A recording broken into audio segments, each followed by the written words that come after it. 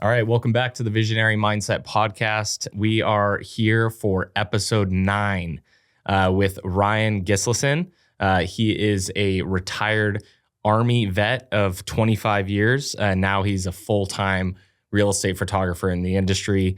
We met over social media, and I'm just excited to have you in today and chat about the industry and kind of how you got into this and, just your past in the Army. So introduce yourself and tell us a little bit more about your journey so far. Yeah, awesome. Thanks, Matt, for having me. It's been a journey learning the real estate industry, especially coming from military. I did that for 25 years, and it's a huge transition. In the very beginning, I was horrible. Just watching videos, talking to people like you, just asking questions. But it's been great so far. I love what I do right now. So you've been doing photography for about 8 years, you said? Yeah, I would say probably about 8 years or so. Just, fiddling around, nothing like too serious, but. And what, coming out of the Army, what got you into the industry? What started it for you? So what got me into about 4 years ago, we were selling our first home that we had. A good friend of mine, Chrissy Connor, came to sell our house, and I knew there was pictures and stuff, but I didn't know like what to take. And a gentleman came in to take pictures and video, and I was like, well, this looks interesting. Mm-hmm. And my friend Chrissy goes, well, you could do this. And I was like, what do you have to do? And she's like, I don't know. So like I said, I went down the rabbit hole and just started researching and looking. And at that time I had a Nikon D7500, crop sensor camera, which wasn't the best, and just started learning from there. And my friend Chrissy was great. She let me shoot videos and pictures of some of her listings just to help me out. And keep on learning every day. So you kind of just started out on your own, just learning on your own, YouTube, just scrapping, bootstrap, just. It's the best way. Just jump in and, see what you can do. And YouTube has been very helpful with a lot of stuff. So, I mean, I kind of just stumbled into the industry too. Really, it was one day after college. I was working with a local marketing company, but I didn't really know much about real estate. My family, we had only sold the house one time. I had no idea what the process was, what all went involved, all these contractors and things like that. Especially since I had a drone at the time, I saw, okay, there might be an opportunity here to where I can, leverage my drone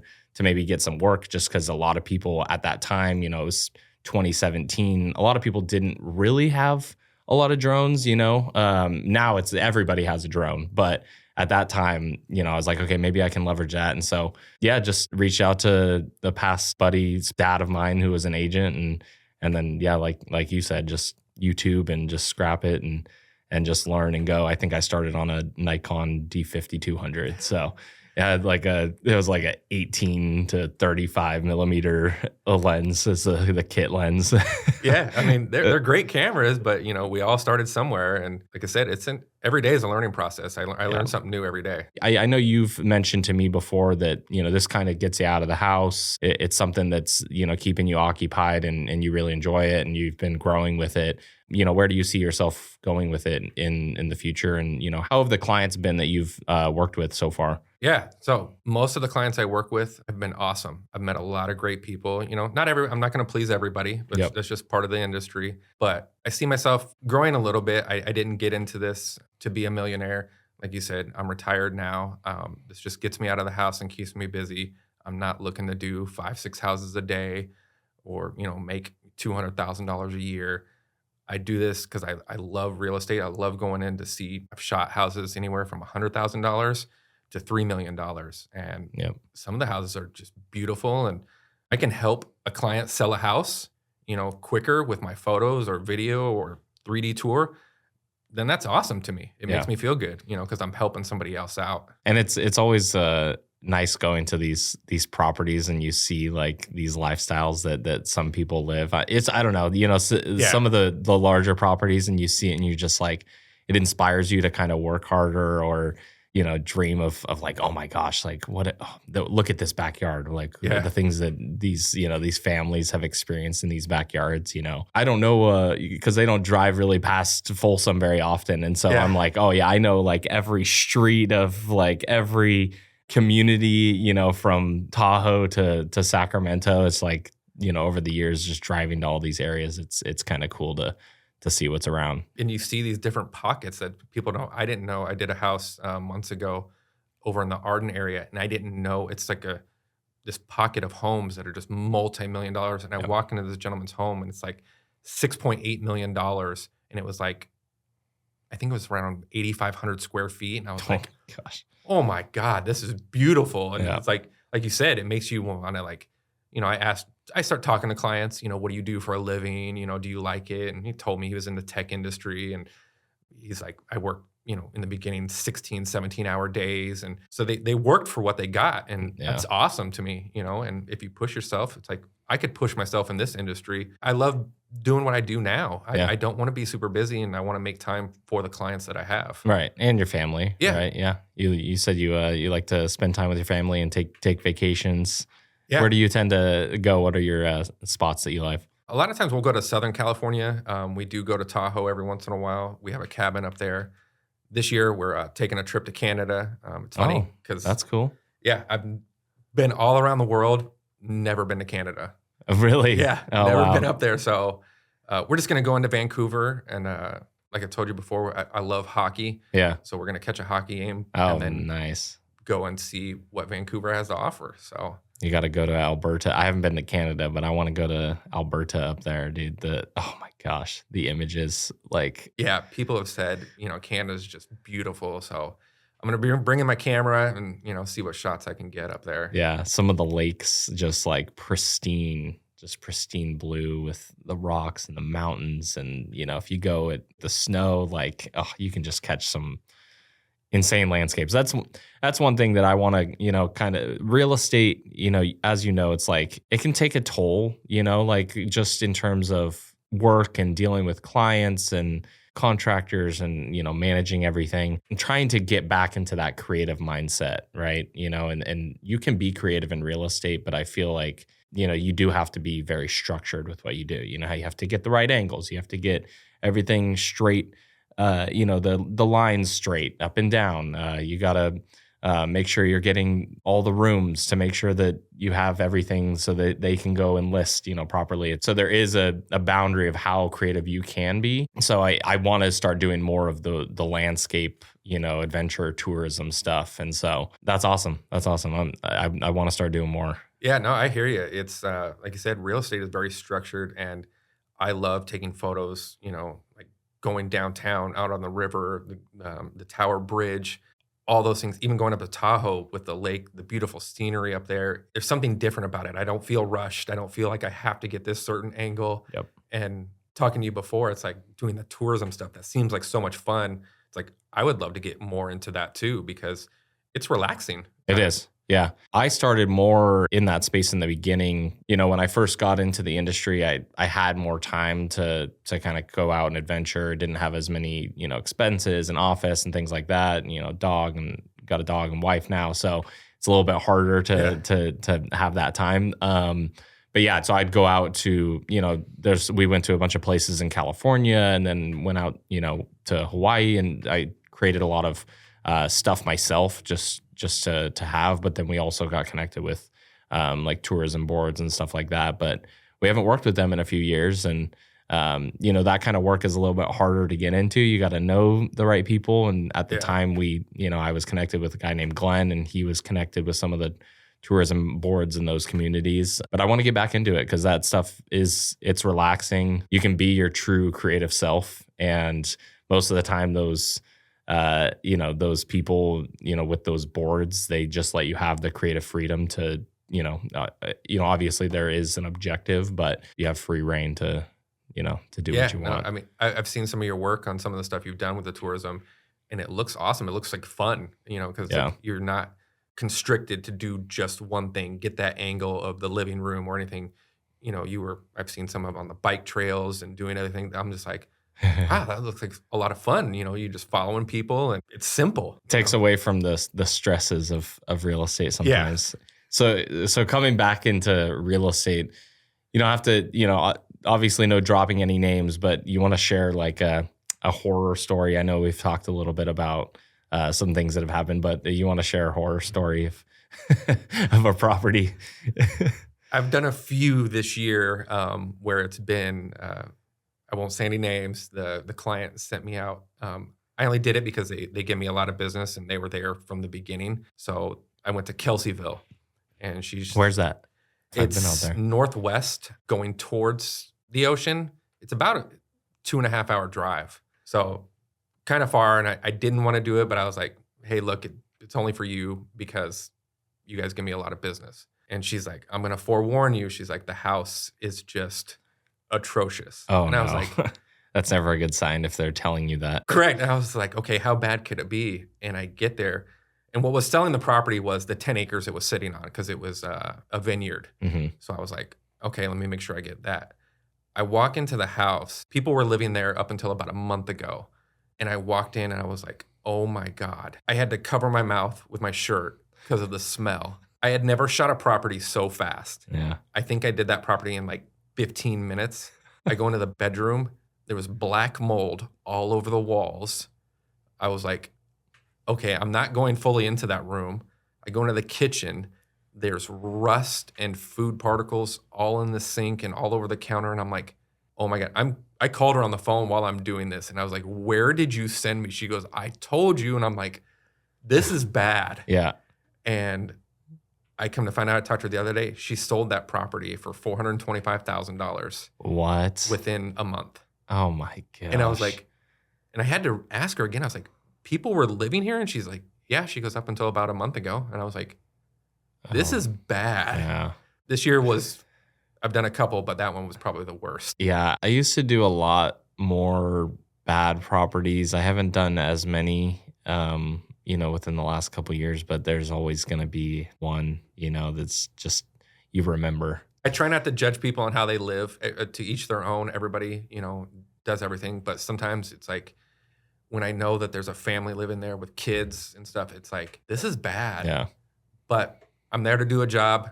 I shoot the property. Yeah. I mean, certain living situations, it's just like, you don't know what you would do in that situation, Yeah. but it's like sometimes I'm just like, how do people live like this? First off, it's not healthy. And then second off, it's just like disgusting. Yeah. I don't think anybody lives the way I do. Spending 25 years in the military, people walk into my house and they're like, you live here? And I'm like, yep. I everything is clean. I'm like ADHD. Yeah. Everything has to be put away. I think my son gets irritated with me sometimes because I'm like, I follow after him, clean the stuff up. But, that's just me. Is that just, why do you think that is? Is that just from just being like orderly, organized, like, or what do you think contributed to that? Yeah, I would say probably in the military because when I first enlisted in 1999, I was stationed in Texas. Okay. And you live in what are called barracks. Yep. So you have a roommate, but usually once a week, that room gets inspected by your commander. Mhm. And stuff like that. And they come in to make sure, trash isn't full. There's not like cockroaches on the sink and stuff. Your bed is made. So it's like, and everything has to be in line. Like, Yeah. Even your tennis shoes and boots are all under the bed in line. Yeah. So Yeah. I think it's kind of just, stuck with 25 me. years we'll do Yeah. that. Yeah. Yeah. So tell us, however you want to share, tell us a little bit more about your, your experience in the military. So yeah, it was 1999. I was bored, I think, going nowhere. I was like 21 years old, living here in Sacramento. And I was like, I need to get out of here. My brother had joined the military probably about 8 years prior. And so I was like, well, I'm going to do what he did. Yeah. So I joined the active duty and left, was stationed in Fort Hood, Texas for 3 years. Enjoyed that. Basically, the military is just you're a big party. It's learn how to get drunk, wake up the next morning, and go run 5 miles while you're still drunk. It's like we perfected that. Damn. And so I did that, and I was like, I decided to get out, and I came back home, and I saw everybody was still doing the same thing. Mm. People just were going nowhere in life. Some of my friends just, working mediocre jobs. I started working at a liquor distribution company, and I was like, I don't like this. Mm-hmm. And I missed the military aspect. And at that time, Iraq was just kicking off in the war. And I had a recruiter call me, and he was just like, you're going to get, called back in. And I was like, no, I'm not. And he was just like, So I went to his office to talk to him, and I had missed it so much that he's like, we could put you in this job, blah, blah, blah. And I was like, okay, that sounds cool. I said, but I want to do it full time. He's like, well, I can't guarantee that with the National Guard. He goes, they're normally 1 week in a month, 2 weeks a year. Yeah.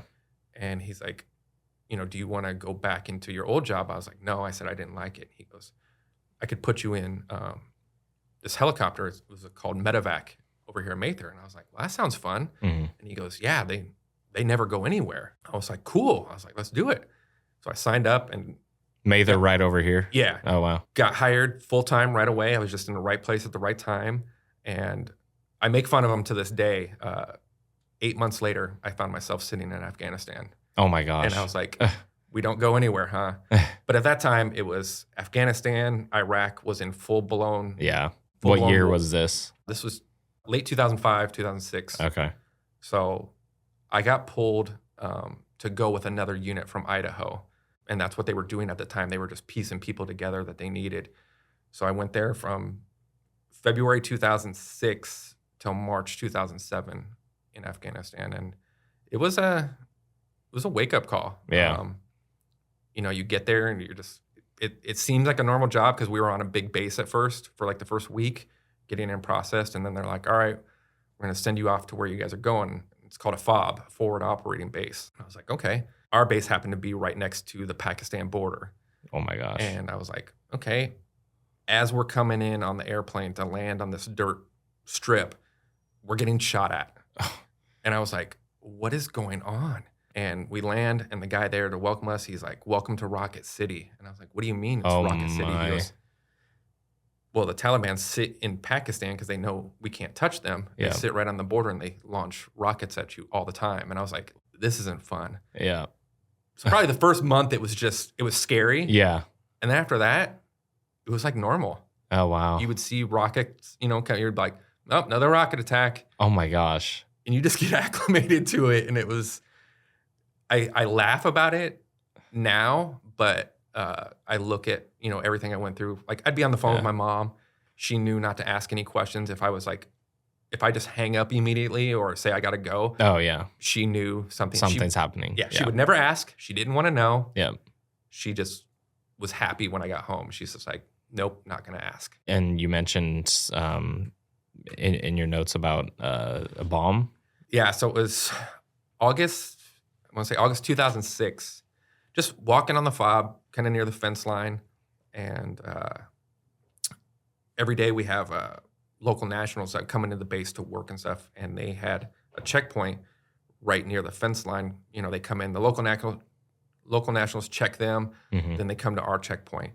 And apparently some guy, he comes up to that checkpoint. I was walking near it. I was probably about 50 to 100 yards away from their checkpoint. I was inside our base. And they said he had about 20 pounds of C4 strapped to him. Oh, my gosh. And he stood there around all these other local nationals and just pushed the button.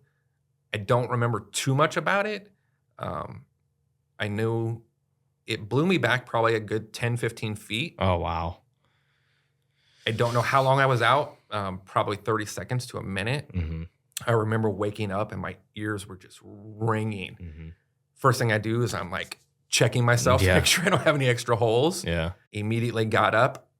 I knew where I had to go because at that time we're just in a reaction phase. Yeah. And I went about my days, because I still had another 6-7 months in country. Oh, wow.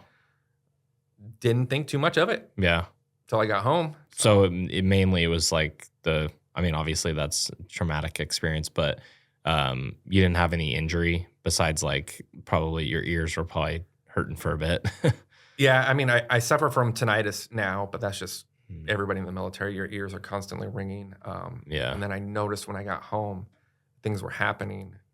I've had MRIs, I've had CAT scans. Nobody can really explain what it is. I try to explain to people. It's like right here, the left side of my head, it feels like it'll come out of nowhere. It feels like somebody's holding a taser to my head for a good, like 3 to 5 seconds. And in the beginning, it was really bad, and I would like cringe up. And my wife was like, what's wrong? And I'm like, I don't know. Mm-hmm. Doctors have told me I probably had a severe concussion, and we'll just continue to monitor it. But yeah, I've been dealing with that for almost 20 years now. Oh my So gosh. it's not fun. Yeah, that sucks when you have something and it can't like really be explained, and there's nothing you can really do about it. Yeah, I mean, 25 years of service, other military vets can explain it takes a toll on your body because Yeah. the military is just like any other. It's a business. Yeah. They look for people to go to war. That's how they don't really care about you in the end. I'm 90% disabled, so they just hand me a check once a month and they move you along, Hmm. which is sad. I mean, I don't regret my 25 years of service. Was it worth it in the end?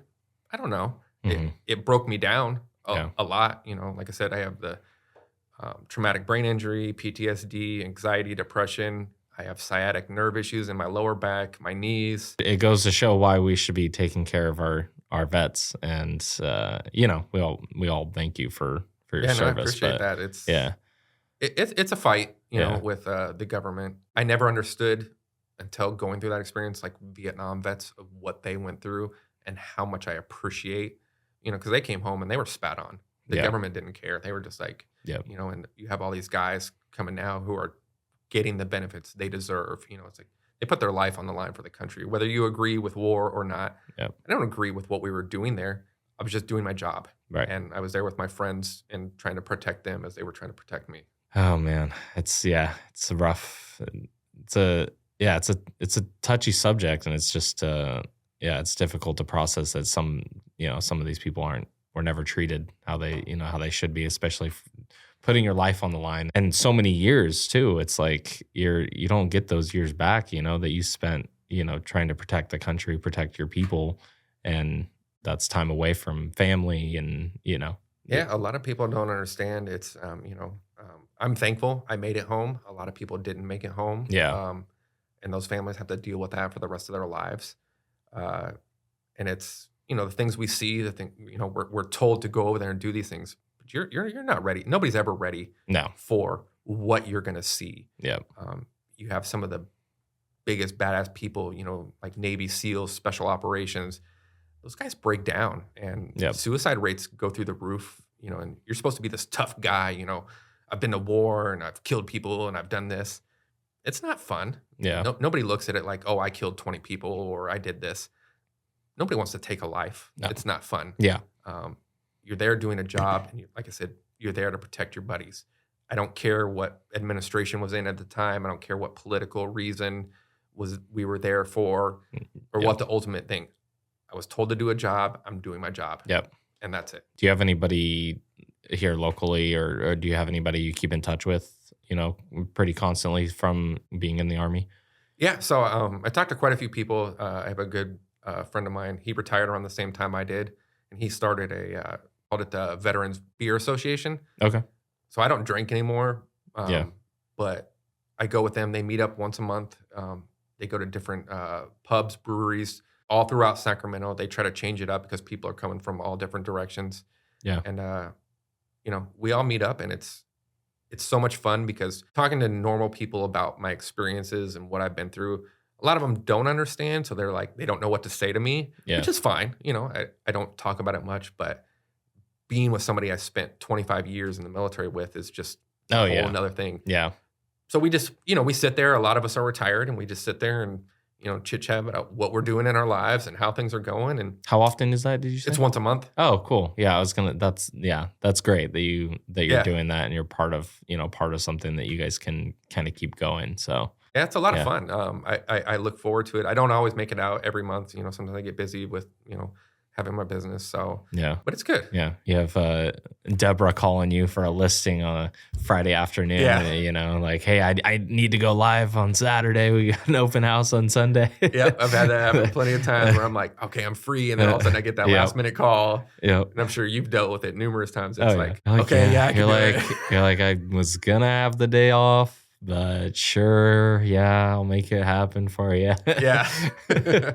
Well, and you don't want to, like, especially for some good clients. It's like, they're nice, they take care of you, right? And you love working with those clients. You don't want to lose them. So Yeah, sometimes there's- you have to go a little above and beyond, even if you want to take a Friday off. I have a few clients who, and I tell them they've been there since the beginning, since they gave me that chance Yeah. of helping me get into this industry. And so I take extra care of them. I tell them all the time, I'm like, you gave me a chance. So if they called me like, this afternoon and they're like, hey, Ryan, I need something done at 5 o'clock. Yep. I have plans already. Yep. But I would be like, okay, for you, I will go and do it and take care of it. Yeah, it's the same with us. Like we try to accommodate as much as we can. Before before I wasn't taking like any days off. Like I would just leave my calendar open Monday through Sunday, just leave it open. Now, now I like to take Sundays off, especially during fall winter season with football. Gotta have some break, Sundays off, and then Saturdays I try to take off as well. I will fill a job if, something comes in and it can't be put on another day. I'll try and fill it in. But Monday through Friday, pretty open book. Wednesday I try to do some chores, get my car clean because, with us driving around everywhere, our passenger seat will pile up with, and people in real estate can attest to that, like, food and drinks and cups and trash just will pile up in the passenger seat, and you don't get your car cleaned after, a week or two. It can start building up. And then I got my dog too. So his hair's everywhere. So I try to get my car cleaned like once a week now, get on a subscription. So I try to do that on like Wednesdays, but a little bit more structured schedule now, but try to be flexible with clients for the most part. Yeah. I mean, like you said, you have to build in those days off. Like I was the same way in the beginning. Monday through Sunday, I'm like, I'll do anything. Yep. I know most realtors don't want to be doing stuff on the weekends either. Yeah, except right. an open house. Yep. But you're going to have those clients where they work Monday through Friday. This is the only time they can do photos, video, or whatever. Especially if they're trying to list like the following week or something and they want to get it done over the weekend. So that, but you can get burnt out. It's just like any other job. It's like if you constantly work Monday through Sunday and you're doing stuff, that leaves no time for, like you said, your wife, your family to do fun things or just sit on the couch and relax, watch some football. Right. Do something. You have to. You have to decompress and take time off. Yep. And some people don't do that and they get burnt out in this industry. I've seen it happen before. I've been on the brink. I think I was on the brink earlier this year with how much work I had. I was, because, up until earlier this year, I was doing all the video editing. And then, it wasn't until like 2021. So for the first like 4 years of business, I was editing photos, which I'm glad I made that transition because our photos are much better now. Yeah. That can be done overnight once we upload all the files. But the big change was video when we got some video editors because our volume was increasing, but my time doesn't increase. So Correct. I'm like, this is, it was starting to pile on. And so I was like, I gotta figure this out. I gotta make a change, but to find a team or a contractor that can produce the quality, produce that same product that you've been offering for, the past years is hard, but we were able to find that. So we've got that going now, and that's bought a lot of time back for me. Like it's been a game changer. A lot of my nights. No, and that's awesome. And I'm glad you found that because it's like you have to.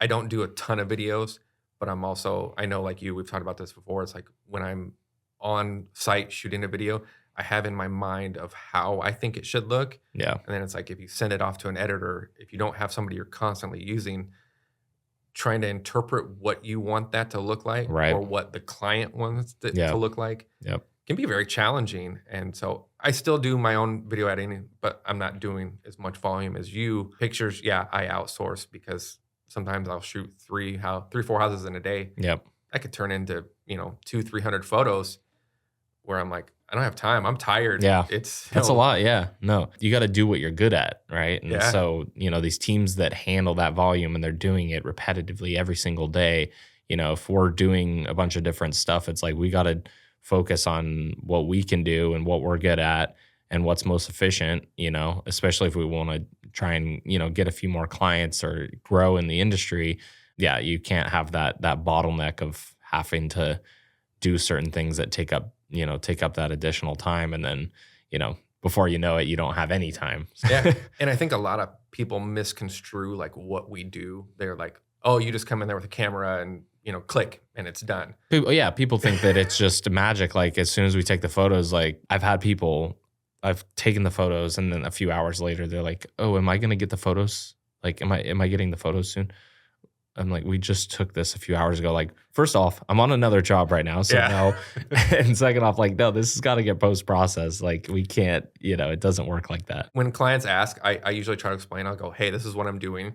I don't take a single photo. I do what's called bracketing. Yep. Then we have to go home, in the beginning when I was doing it myself, but it's like now you outsource that.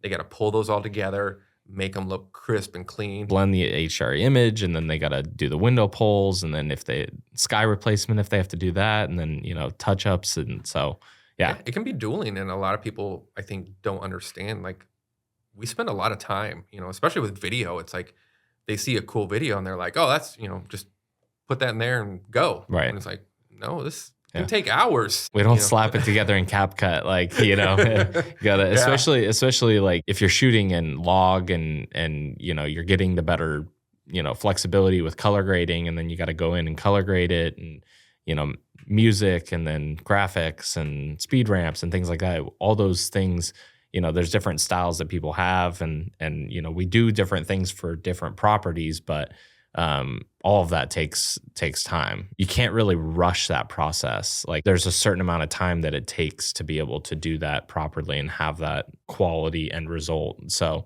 we're trying to work as fast as we can, but when people are rushing us, it's like, we are going to have to compromise quality if we're going to rush this, to meet certain timelines. So it's always good, you and me, like we try to give people a certain expectation of like, okay, video is going to take a little bit longer, than photos. Like photos, we can usually guarantee next day delivery no matter what, right? Yep. Get that dialed in. But video can be a little bit different. So I'm still learning every day. I look at every property I do as a learning process. And you and I have talked before about like with video, I'm not the best at it. I wouldn't consider myself like an uber professional. There's some awesome videographers out there who do great things. I'm always asking, I'm always looking, that's how I met you. It's like, and I'm glad you were super nice enough to, not just immediately shut me down. You're like, yeah, hey, come on by, and I'm like, this is cool. I told my wife, I was like, hey, I met this guy on social media. I was like, he's super nice and blah, blah, blah. And I ask questions, and because too many people I find gatekeep, they don't want to let their secrets out, but it's like, there's enough clientele in the greater Sacramento area for all of us. Yep. I'm not looking to steal your customers. I'm not going to go, if I meet somebody and they go, hey, I use, Dynamic Cinema Productions, blah, blah, blah. Okay, cool. I'm not here to, say, hey, Matt, he sucks. You shouldn't use him. Yeah. To me, that's just not good business. And I'm not that person. It's always going to come back to bite you if you work like that. Cause I've heard of people that have done that before, try to, steal clients when they're, being contracted out or, whatever it may be. And it's like, and there's lots of great photographers here in this greater Sacramento area. I've met a couple people. Guy was selling a house like on my block. My wife tells me, go over there and meet him. So I go over there and I was like, hey, this is who I am. And he was super nice. Yep. And I was like, do you have a photographer? And he goes, yeah, I use so-and-so. And I said, you're good. I said, great photographer. Yeah. I said, here's my card in case he ever gets too busy. Yep. I said, and you need a backup? Yeah. Just keep me in mind. But I said, you're good to go with that guy. Yeah. I said, he does great work. That's how it should be. Yeah. Yeah. I feel it's better, because I'm not going to go around bad mouthing you. Like you said, it's going to come back and bite me. Yeah. People tend to, or don't realize in the real estate world, it's a small industry. It is. A lot of people talk. know. Yeah. And that's how you get a lot. I mean, a lot of the business you get, I'd say over the years, like 70, 80% of our new business has come just from referrals. We haven't done a ton of outreach on, running ads or social media. We have gotten some from outreach and stuff, but yeah, most of the time it's just agents talking to other agents and, you leaving a good impression with them, or being available, when they need it. Sometimes it's all about timing, so it's better for you to just be a good person, provide good customer service, and, keep progressing in the industry, and you'll get that business. There's, like you said, there's plenty to go around. I mean, I saw a statistic of in our Tri-County area, how many listings were going live, every month in every year. And it's thousands and thousands of listings. And, looking at our volume, I'm like, okay, we're like we're pretty busy and we're only touching like 10% of that. Yeah. So I'm like, there's plenty of business. Yeah, no, like you said, in the very beginning, I was like, okay, how do I get out there? I was like, all right, go to brokerage offices, social media ads, Instagram ads. Yep. And I learned spending that money, it was a huge waste of time. Mm-hmm. I've barely gotten any clients off of social media ads or doing anything. Like you said, it's all this year. I've probably gained about 30 new clients off of referrals. Yep. Because like you said, everybody talks. Yep. And I just try to provide great customer service, Yep. Meet timelines that I say I'm going to, and just, I'm nice. Yeah. I'm upfront and truthful. Yep. I'm not going to lie to my clients and go, hey, yeah, I can promise I can do this or deliver this, within an hour or two. It's just unrealistic. Right. And if you tell everybody the truth, most of them are, going to go, okay, that's awesome. Yeah. So it's always bad when you have other people saying like, oh yeah, we can get that to you, tonight or tomorrow morning. And it's like some people, they get these expectations and then if you have somebody that's like doing, different work or different, quality of work, it's like, then they come and they'd be like, well, my last photographer could do this. Like, other people are, it's always different. It's always changing. It's like, yeah, but you just got to be truthful. Like, okay, you just say like, hey, yes, they may have done that in that time frame, but we do it in this time frame. And ultimately, if it doesn't work for that client, then they, they'll choose whatever works for them. But yeah, just being honest with them and then like realistic with yourself and your team of what you can do. So I love that, what you just said of, well, my last photographer, when I hear that, I know something's going to come out of their mouth of like, okay, what ridiculous thing are they saying that they did? Yep. I'm just like, okay, no, I'm not going to be able to do that. Even with pricing, people are just like, oh, well, you're a little bit more expensive than my last photographer. I get it. Mm-hmm. I'm not the cheapest and I'm not the most expensive. Yep. I can't compare with everybody else's prices. This is just what I feel I'm worth. For equipment, time, right. efficiency. Well, and most of the time in those situations, it's like $25 or $50 difference. Yeah. And it's laughable because it's like, if people are, especially when they're making an investment on something that they're selling, they're going to make a commission off of it like that. And this is one of the most important things for that asset to be sold. Why are you haggling over $50? For us, it's like we want to build long-term partnerships, right? Correct. And if people are not, willing to spend that extra money for our customer service and, our experience and, quality of work and all of that, then maybe it's just not the right fit, because there's agents that shop around and they'll bounce back and forth and try to get the best deal every single time they have a listing. So, try to avoid those. But yeah, like you said, anytime you hear last photographer, it's like, okay, here we go. What's it going to be? And most of the time it's like those people end up being very picky because, we've had that happen before and then we deliver, and then they're nitpicking something about the photo, oh, the angles are weird or, you capture too much furniture. It's like, there's a lot of furniture in the home where, we're getting wide angles. There's nothing we can do about, how big the furniture is, certain things like that. It's like, okay, we got to be realistic. We try to always please and do what we can for these clients, but sometimes it's just like. You're going to have those clients. I mean, I think I remember, what was it, probably about 2 months ago when I called you and I was like, hey, if I send you these photos, can you take a look at them? I didn't give you any backstory or anything. Yep. And it was just one of those clients. And you were like, yeah, no, these are really good. Yeah. I was like, cool. And then I gave you the backstory and you were like, what? Yeah. It was just made this no client. sense. Yeah. Yeah. There was, empty rooms. And I'm like, well, the house was vacant. Yeah. And weird, like I said, weird angles. And I'm like, well, what weird angles? I'm like, in real estate photography, we're trying to capture the whole room. That's why we use the wide angle lenses and we try to get corner shots so people can see what does that room look like. And it was just, I tell everybody, I'm not going to please every single client. Yeah. I'm going to have those ones who will nitpick. I try to fix whatever I can. Mm-hmm. And I tell my clients that. Some stuff I'm unable to fix or it's just, it is what it is. Right. But, I will go that extra mile for some clients, but I'm not going to please everybody. And I've accepted that. Yeah. I don't ever think about it for weeks on end going, oh man, I really wish I could have. It's just how they are. Yeah. No, so I mean, sometimes that kind of stuff, like I always want the customer to be happy, whether that, even if they're a pain, like I always just want them to be satisfied in the end, right? And we'll do whatever we can to make that happen. But if they're being too much, then we just realize, like, okay, this isn't a good fit.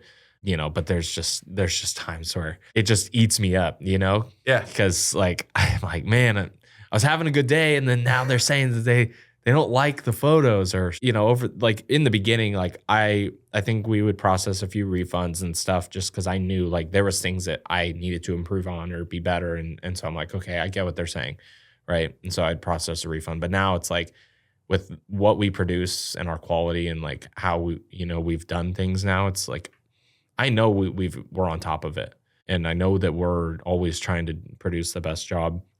And a lot of times it's things that we can fix. Like if there's things in the image, or lighting might be a little off in a few images, like we can go and sometimes we can manipulate that and we can change it, right, and make it better and fix it. But if it's an overall job, I've had people, oh, I can't. Yeah. Come on. I feel the same way. I mean, I've seen your work. You guys produce great work. So I'm like, I know. I have not issued a refund in probably almost 2 years. Yeah. Just because I know I'm producing the best that I can to my ability. And like you said, there's going to be small things that, the lighting, or, hey, can you remove this? Yeah, sure. No problem. You know, we can take care of that. It's our time. We're here to do a job. And you and I have both discussed this equipment is not cheap. We both recently went and got, a new camera, and over $4,000 for anybody watching, just for that. Yeah. So this stuff isn't cheap to produce these, high quality images or these videos and stuff. It's not like your iPhone. iPhones are great, but you're not going to get an iPhone picture with what we can produce. I posted a YouTube video last night, and I got a couple comments. It was a short, and I got a couple comments. We had just had a podcast recently, and so it was a reel that I posted, and I was asking the agent the importance of high quality media, in the industry now, and what she thought. And she said, like, it's everything nowadays, right? First impressions matter. We're in a swipe culture, and so if you're on these home buying sites and you don't see good images, you're not going to want to click on it. You see high quality images, like, ooh, that looks nice. That house looks nice, right? So this guy comments saying, this is absolutely not important. He said, we want home quality, not visual quality. So me and him went back and forth, because he's just saying, I'm on home buying sites every day. Not once has a quality image drawn my eye. I don't care if it's 4K. And I'm just saying, like, okay, well, I get what you're saying in a sense. And first off, like, those sites reduce the resolution, so it's not going to be 4K anyway. But there's a lot of things that go into those images: lighting, camera angles, staging, all that. There's a lot more than just like the actual resolution of the image. I said, if an image is not drawing your eye to the property, then what is? Because the whole goal of what we're doing is to get you out to the property, so that you can assess the property, the price, make decisions with your agent, figure out if it's the right fit for you. You're not buying the house just based on our photo. Like, you're not like, oh, okay, should I buy it? Buy or not buy? No, it's like, no, the whole goal of what we're doing is to make that good first impression. You get out to the home, or you reach out about the home, get more information. So, it was funny. And so when I said all that and commented, the comments were removed last night. So like, okay, well, I guess I commented a little too good. Yeah, I watched that short with that realtor you did, and she's absolutely right.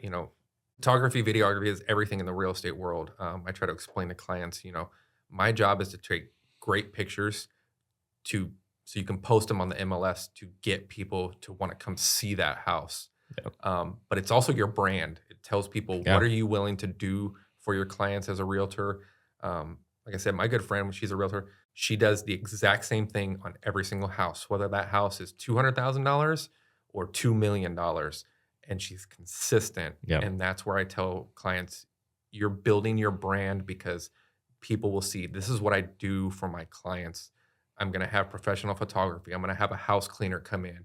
We're going to, stage it. We're going to do this so we can get the most money for your house. And using Yeah. an iPhone is not going to do that for you. No. It tells people that you're cheap and that you don't have time to do this. Yeah. Like you have quality media assets that you're showing online. These people, everybody's online now, right? If your quality is bad, they're going to think that you as a business and as an owner and as a brand, that you're bad, So you have to give that impression of like, wow, you're producing the best stuff in the area. You're working on all these projects, you're investing this time, this money in these assets. Like I want to work with you. I want you to sell my home, right? If you're spending all that time and that money and resources into doing that for yourself, like you're going to do that for me. So I think a lot of people miss the mark in that, and that like that branding and utilizing those assets. If we're sending you over photos and video, and if you're on camera and stuff, like post it. So many times we produce this media for people and they don't post it. They'll post it on MLS, but they won't post it anywhere else. And got to be active on all these platforms, that you can get business from them. So. And for that guy to say that, I'm sure I've been on Zillow, Realtor.com, all those ones. And if you look at statistics, 85% of people who are buying homes are finding them online. They go to Zillow, and I've, been looking through my phone and I'm like, oh, that's crap. And this is even before I became, got into this industry. Right. Yeah. But if you see that one picture and you're like, oh, it makes you click. Yep. That's all we want you to do. Virtual Twilight. And it just pops and you're like, ooh, look at that. And I found that out in the beginning. Rich Baum, he does great Twilight photos. He goes, because that's your hero shot. Yep. He's like, that's what gets, and as soon as you click, that gets people to look. And now, hey, maybe they want to go see that house. And that's when that's when their job steps in to close the deal and get them to buy that house. Yep. But if you have, iPhone photos that are taken, back here down at an angle and you didn't process them at all. And those shots can be used on so many different things. You can build, you can build flyers, you can build home buying guides, you can build all these digital assets or printable materials that you can show clients. Here's my, if they're agreed to list with you, here's my preparation guide, and they've got photos and details, and if you've got headshots and like branding material, like all those things, like utilize them. Like there's so many things that you can do and that you can, show in front of your clients and make you seem like you are the expert that we are wanting to work with. Yeah. I mean, I'm sure you've had it many a times too, where so many realtors, my clients, they're so afraid to get in front of the camera, which I get. I don't like being in front of the camera either. Yep. But in this industry, it's what you got to do to show yourself, show your clients, this is who I am. I'm, realtor so-and-so, and this is what I can do for you. It doesn't have to be long. It could be, 15, 20 seconds. Yep. Just get in there, do Little snippet. And people are going to watch that, and then they're going to see and go, oh, and they'll remember you too. If they come to sell your house, they're like, hey, I remember seeing this one realtor and she was awesome. Cool. Videos perform, reels. If you post as reels and you get on camera and you're doing that consistently, you're gonna start building, a good brand for yourself. And people notice. I've connected with agents that would be on camera, and then say they take a break or they just don't invest in that for a bit. Like I've had them say like, oh, some of my followers reach out and be like, hey, are you still doing real estate? Or like, hey, is everything good? Like I haven't seen you post in a while. It's like people are noticing, Oh yeah. I'll admit I'm horrible about posting on Instagram. I need to do it more, and that's something that I'm working on. Get it. I've seen all your stuff. You've been posting a lot more, which gets you engagement. It gets you out there, and people see that. And same thing with realtors. Just do 10, 15-second video. It doesn't have to be a minute, 2 minute long. Right. You want to capture people's attention. Within the first couple seconds. Yeah. And people will remember that. And like you said, we've had people reach out. Are you still doing stuff? Yeah. No? Well, and I've realized like personal, because I haven't done a lot of stuff on my personal page in a while. And I've realized, posting on your personal, like business, yes, it's great to post in your business. You build up that portfolio, stay active on that. But you could do cross posts with your business account. But that personal account, that's that's where people want to see you, see behind the scenes, see yourself and like what you're doing and want to relate to you. And so I've noticed that our stuff performs better when I post on my personal page. So that's why we're wanting to do more, more podcasts and, connect with people more and start sharing more information and having these conversations. Cause like that stuff connects with people more. I mean, you're so right. It's in the beginning when I was posting on Instagram, stuff, I'd post houses, pictures I took, and just how everybody's seen houses. Okay, cool. That looks beautiful. But Right. I've gotten more engagement when I post personal stuff. Yep. Because people, like you said, people want to know you're a real person. You have a real life. Same thing with realtors. They want to see behind the scenes, do you have a family? Are you married? Not to like stalk you or anything, but Yeah. you're a real person. Yeah. You have a real life, Yep. and you're going to get so much more engagement if you do that. And I see a lot of realtors doing that more and more nowadays, but some just who don't post enough. It's been good chatting with you today, man. I'm glad you made it on, and I'm looking forward to just working with you, and hopefully we can get some project collabs in the future. I know we've talked about maybe getting something down like on the coast or or whatever it may be, some tourism stuff. So yeah, I'm excited. Thanks for coming on. And where can people find you? No, I appreciate it. Thanks for having me. You can find me on Instagram at G3_images, or you can check out my website at g3images.com. But yeah, go and check me out. Appreciate you having me, and it's been a pleasure, man. Yeah, thank you. Appreciate it.